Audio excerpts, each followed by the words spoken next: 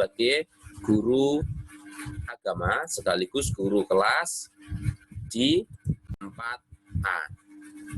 Ya, baik. Langsung saya mulai ya. Ini peristiwa lahirnya. Nah, ini anak-anak. Saya kira anak-anak semua sudah tahu. Ya, jadi ini adalah mimpi Ratu Mahamaya. Mimpi Ratu Mahamaya. Ya, Ratu Mahamaya bermimpi ada seekor gajah putih di sini membawa 3 teratai ini anak-anak. 3 batang teratai. Kemudian gajahnya ini berputar mengelilingi tubuh Ratu Mahamaya dalam mimpinya ini ya, dalam mimpi berputar sebanyak 3 kali anak-anak. Berputar 3 kali.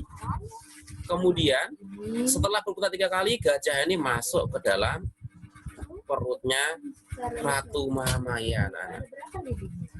Ya, Ratu Mahamaya ini masuk ke perutnya. Itu mimpinya.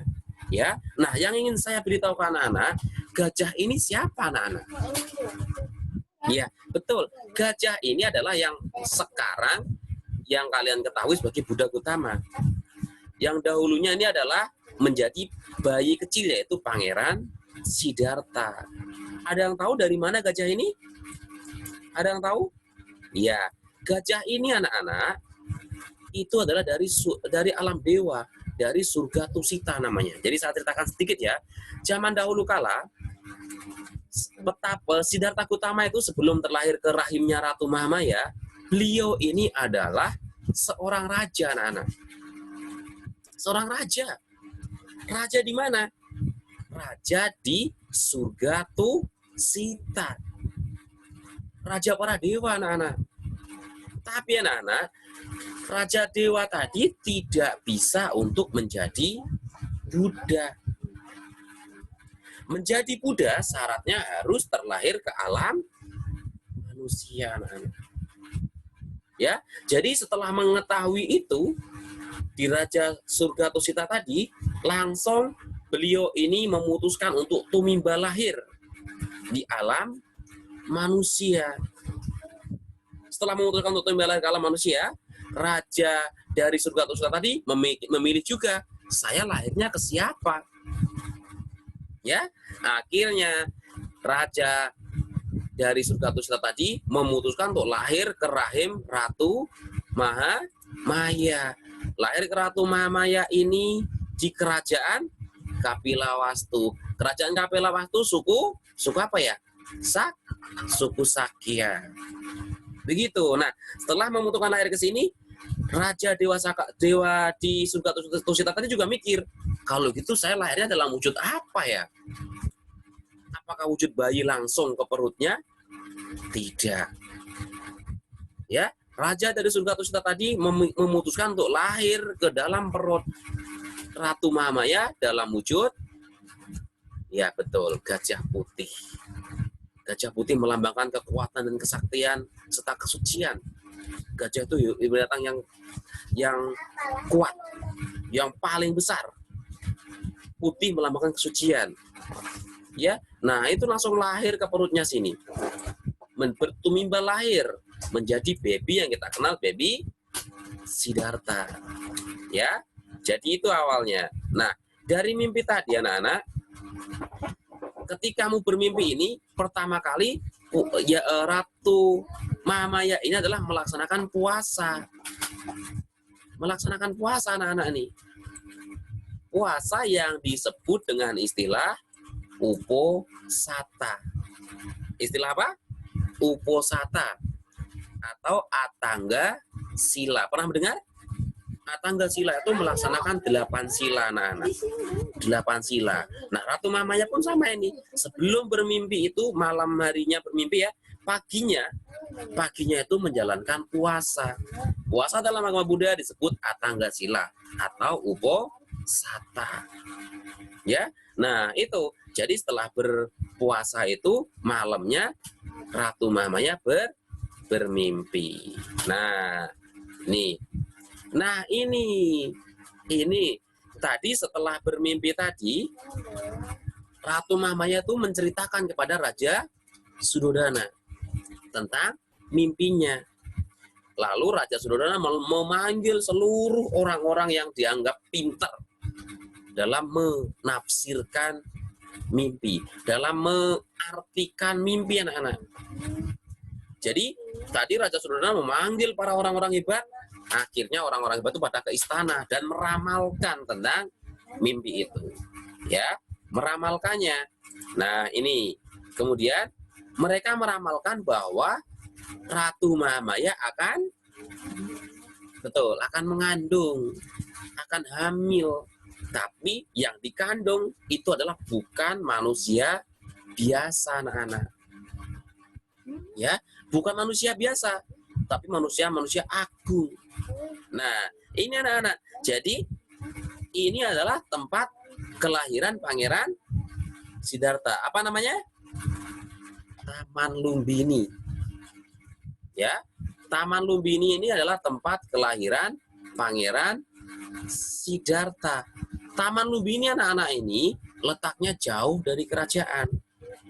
Ingat-ingat ya, letaknya jauh dari kerajaan. Taman Lumbini. Nah, tapi kenapa kok putra raja lahirnya di taman? Betul tidak, kenapa?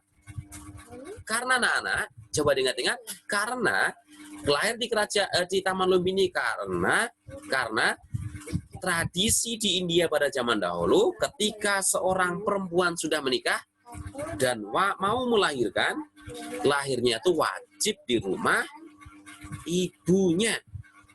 Jadi walaupun Ratu Mahamaya sudah menikah sama Raja Surodana, tidak boleh melahirkan di kerajaan. Wajib melahirkan di rumah mamanya Ratu Mahamaya, anak-anak. Tapi masalahnya jarak rumahnya Ratu Mahamaya dengan rumah mamanya Ratu Mahamaya itu sangat jauh. Perjalanannya sampai semingguan, anak-anak. Nggak pakai mobil, pakainya kereta kuda. Ya, nah luar biasa kan jauhnya. Coba kalau sekarang mau lahiran bisa pakai mobil, pesawat cepat sekali. Ini tidak, anak-anak, pakai kereta kuda. Jalanan jauh sekali. Nah, ini sudah di tengah-tengah kota. Jadi kalau ini misalnya kerajaan Kapilavastu saya gambarkan di sini. Kemudian di sini kerajaan mamanya, rumahnya mama dari Ratu Mahamaya. Nah, mereka itu sudah berjalan sampai sini kira-kira. Nah, di tengah-tengah sini. Separuh lagi sudah sampai ke tempat mamanya. Ya kan, pas di sini istirahat mereka di Taman Lumbini itu. Beristirahat sebentar, anak-anak. Karena ya Ratu Mahamaya merasa capek dan perlu istirahat. Ya, ketika istirahat dia ini merasakan bahwa bayi yang dalam kandungannya ini, bayi dalam kandungannya akan lahir. Akhirnya anak-anak ini lahirnya berbeda dengan bayi-bayi pada umumnya. Berbeda. Kamu jangan bayangkan kalau lahiran berarti dia tiduran langsung teriak-teriak meminta pertolongan, begitu tidak ini. Istimewanya begini, anak-anak. Jadi ketika istirahat itu Ratu Mahamaya ini sedang berpegangan ke atas pohon apa? Pohon sala, anak-anak. Lagi megang begini ke pohon sala. Ketika megang begitu, langsung terasa baby Siddhartha ini langsung terlahir, anak-anak. Ketika terlahir ini ada peristiwa agung yang terjadi, anak-anak. Apa peristiwa agungnya? Ya, bunga-bunga yang waktunya belum mekar langsung mekar semuanya. Ya, buah-buah yang belum waktunya matang langsung matang. Ya, lalu setelah itu juga turun yang namanya hujan, air hangat dan air yang adem yang langsung memandikan baby Siddhartha kecil ini. Ya, nah ketika lahir ini Siddhartha langsung berjalan 7 langkah dan setiap langkah muncul bunga teratai. Artinya apa? Setelah muncul 7 bunga teratai ini kan ada 7 kan, 1, 2, terus sampai 7. Artinya ini 7 hari lagi Ratu Mahamaya ini akan meninggal dunia dan terlahir di alam bahagia. Begitu, anak-anak. Ya, dan ini Siddhartha ini ketika lahir langsung berjalan dan juga langsung bisa ngomong anak-anak. Hebat kan? Bayi kecil lahir langsung bisa ngomong. Ini ngomongnya.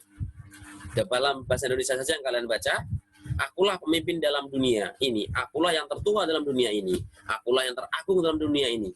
Inilah kelahiranku yang terakhir, tak akan ada lagi tumimbar lahir bagiku.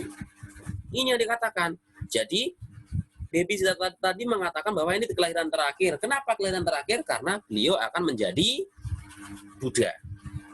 Ya. Nah, tadi Baby Siddhartha setelah berjalan, setelah berbicara, setelah berjalan langsung dia jatuh lagi ke bunga.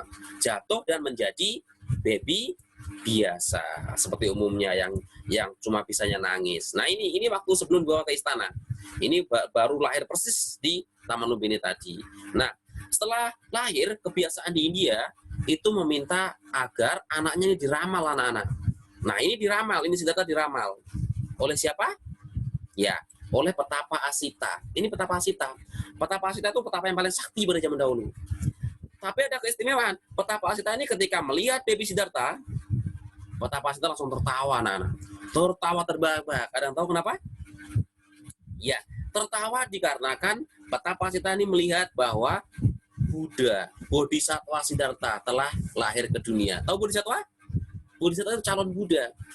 Jadi Petapa Asita ini melihat bahwa calon Buddha sudah lahir ke dunia. Itu ya. Tapi anak-anak, setelah Petapa Asita tadi tertawa terbahak-bahak, dia langsung menangis. Orang juga bingung kenapa Petapa Asita menangis. Kenapa? Karena Petapa Asita tahu bahwa umurnya ini sudah tua anak-anak. Kalau sudah tua berarti sebentar lagi meninggal. Meninggal. Sehingga ketika Bodhisattva kecil tadi menjadi Buddha, Petapa Asita tidak bisa menemuinya, tidak bisa belajar dhamma. Itulah yang membuat Petapa Asita menangis. Ya, jadi tadi Petapa Asita tertawa karena Bodhisattva sudah lahir, Petapa Asita menangis karena umurnya dia sudah tidak panjang. Begitu ya. Nah, ini ketika sekolah. Nah, ini welas asihnya dia sangat bagus ini kepada semua makhluk. Dia mencintai semua makhluk anak-anak. Nah, ini ketika sekolah. Ketika sekolah, Siddhartha itu diajari oleh gurunya. Ada 8 guru, 9 guru yang datang ke istana setiap harinya. Nah, ini guru yang utama yang mengajarkan tentang ilmu pengetahuan. Namanya adalah Wiswamitra. Siapa namanya? Ini namanya adalah Wiswamitra. Wiswamitra itu guru yang mengajarkan tentang pengetahuan kayak kalian di sekolah, diajarkan oleh wali kelas dan sebagainya. Ya, ini Wiswamitra. Nah, kemudian ini adalah peristiwa yang terjadi ketika sepupunya ya apa namanya ya sepupunya ya, ini jahat, namanya Dewadatta. Dewadatta ini sedang memanah burung belibis, burung angsa dipanah sampai terluka. Lalu Siddhartha ini karena punya welas asih sangat besar, menyelamatkanlah angsa itu. Ya, setelah angsa diselamatkan, angsanya bisa hidup lagi. Tapi ketika hidup lagi, maksudnya tadi belum mati sih, memang belum mati, tapi masih sehat. Sekarang tadi sehat angsanya.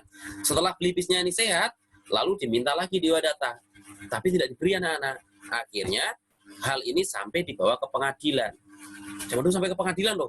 Dan yang memenangkan adalah Siddhartha. Ya, Siddhartha memenangkan. Sehingga kenapa memenangkan? Karena kehidupan itu milik makhluk yang ingin melindungi, bukan untuk merusak.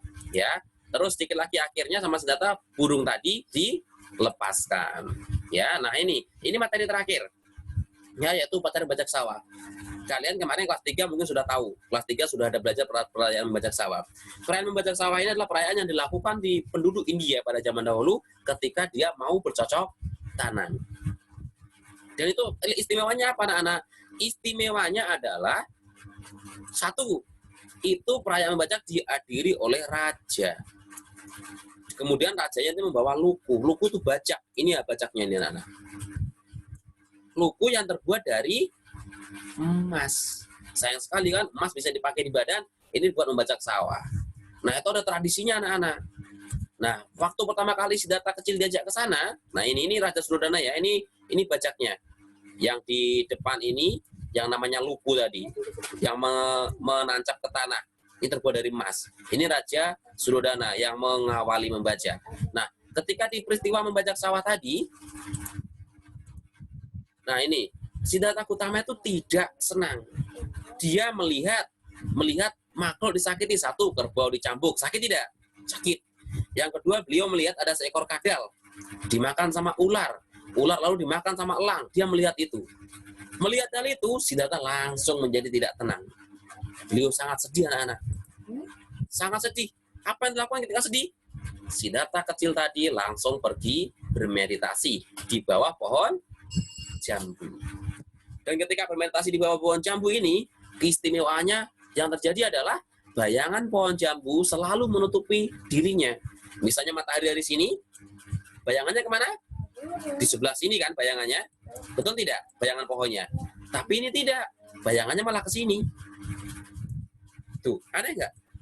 Bayangan pohon jambu tadi malah ke sini dan melindungi Siddhartha kecil ini.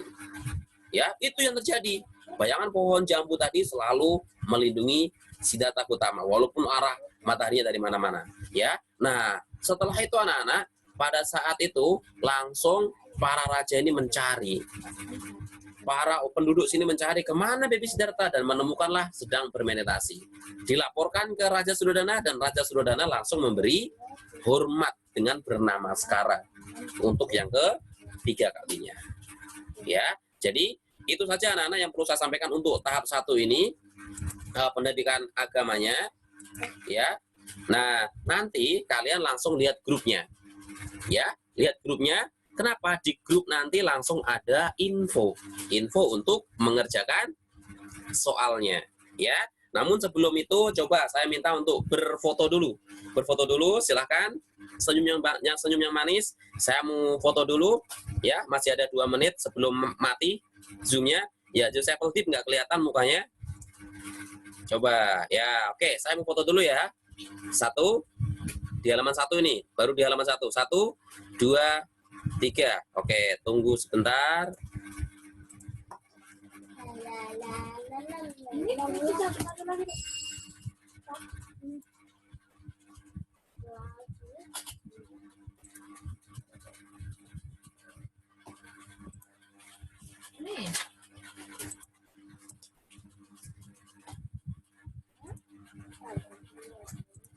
Oke.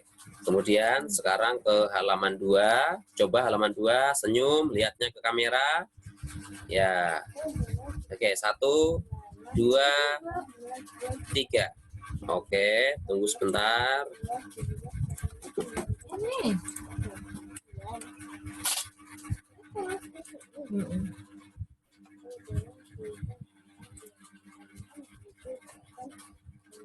Oke, dan sekarang ke halaman terakhir, halaman 3. Ya, oke. Ini yang belum menyala, Marco Jonathan belum menyala. Anaga nggak kelihatan mukanya. Anaga, Selena nggak terlihat. Oke, saya foto ya. 1, 2. Ya, Anaga silakan foto dulu. Ya, 1, 2, 3. Ya, terima kasih anak-anak atas pembelajarannya hari ini. Silahkan kalian langsung masuk ke grup lagi. Lihat grup WA, ada info tentang link yang harus kalian kerjakan. Selamat mengerjakan. Namo Buddhaya.